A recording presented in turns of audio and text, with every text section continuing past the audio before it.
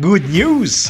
Para sa mga PhilHealth members, sa batas ng Universal Healthcare, tinitiyak na ang bawat Pilipino ay makakakamit ng dekalidad at abot-kayang serbisyong pangkalusugan. Inilulunsad ng ahensya ng PhilHealth katuwang ang Department of Health ang PhilHealth Yakap. Yaman ng kalusugan, programa para malayo sa sakit. Ito ang pinalawak na primary care benefit package ng PhilHealth na may layunin na maprotektahan ang bawat Pilipino laban sa sakit, maiwasan ang komplikasyon sa pamamagitan ng maagang pagdetect at magbigay ng abot-kayang gamot at medisina. Tiyakin lamang na ikaw ay rehistrado sa mga accredited PhilHealth Yakap provider para sa mga benepisyong sakop ng programa. Narito ang proseso ng PhilHealth Yakap Program. Magsisimula ang proseso ng pagpapakonsulta sa triage area ng Family Medicine. Dito malalaman kung ikaw ay nakapagparehistro sa Patient Appointment System o PAS ng Jose Reyes o ikaw ay isang walk-in patient.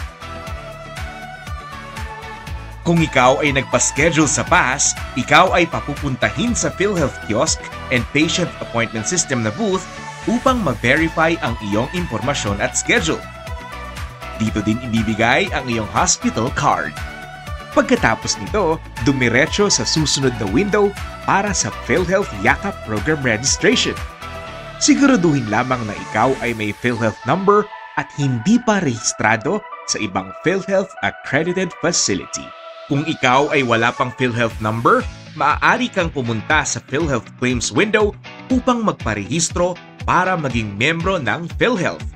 Kinakailangang magsumite ng mga personal na impormasyon na i-encode ng aming encoder.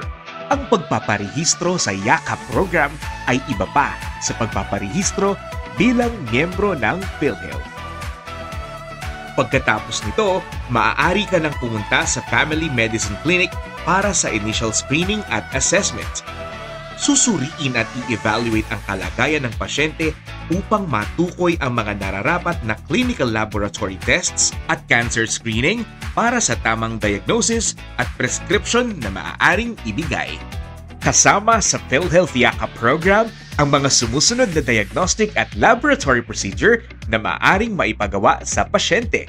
Nariyan ang CBC with platelet count, urinalysis, fecalysis, sputum microscopy, fecal occult blood, pap smear, lipid profile, fasting blood sugar, oral glucose tolerance test, creatinine, HbA1c test, ECG, at ang chest x-ray.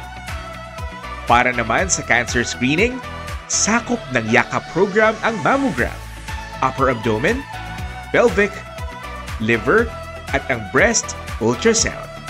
Ang mga personal na impormasyon ng iyong pagpapatingin ay itatala sa e-consulta system upang mapanatili ang iyong consultation record. Makukuha ang mga resulta ng iyong diagnostic at laboratory tests batay sa itinakdang araw ng pag-release ng mga ito. Ito ay iyong dadalhin para sa iyong follow-up checkup. Maaari ka nang dumiretso sa Family Medicine Clinic, dala ang iyong mga resulta upang masuri at maipaliwanag ng doktor ang mga ito. Kung ikaw ay may risk factor katulad ng cancer, ikaw ay ire-refer sa Medical Oncology section ng ospital. Makikipag-ugnayan sa iyo ang aming Yakap Provider Focal Person upang masuri kung ikaw ay kwalipikado para sa Z-Benefit Package.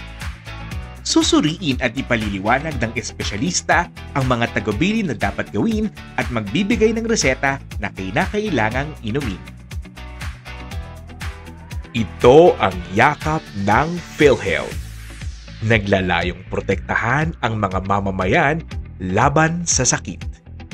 Dedikasyong magbigay ng maayos na benepisyo at serbisyo sa kalusugan ng mga Pilipino. Bawat Pilipino, miyembro. Bawat miyembro, protektado. Kalusugan ng lahat, sigurado. Magpakonsulta at magparehistro na. Yakap ng PhilHealth, Alagang Jose Reyes. Handog sa inyo ng PhilHealth, katuwang ang Jose R. Reyes Memorial Medical Center at ng Department of Health para sa bagong Pilipinas.